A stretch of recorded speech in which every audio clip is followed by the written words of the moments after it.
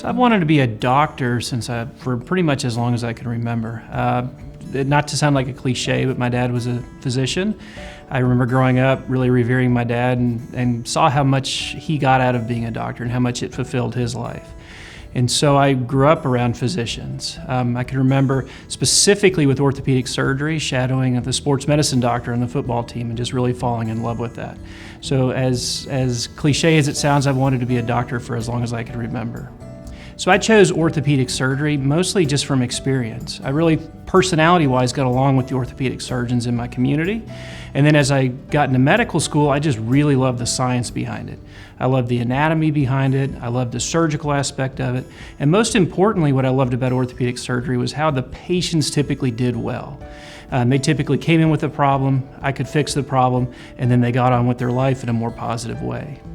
My practice philosophy is I really want the patient to have a relationship with me that they trust. So I really try to get to know the patient, and it's for better or for worse, it's like marriage. I want the patient to really trust that I'll be with them for better or for worse.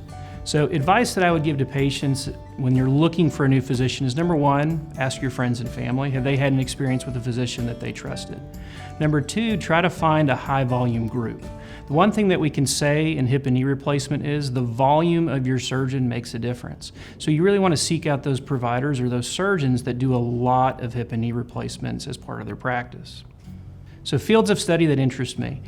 I've been involved in quite a bit of research that I feel is fairly impactful for patients. It's all about what questions do we have that haven't been answered, and can we come up with new ideas, techniques, or modalities that really improve patient outcomes.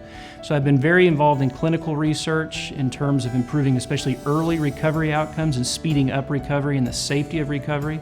I've been very involved in researching the safety and efficacy of outpatient total joint surgery. And I've been also involved in implant design and industry techniques that really help with medical education and making the next generation of surgeons as good as we can make them.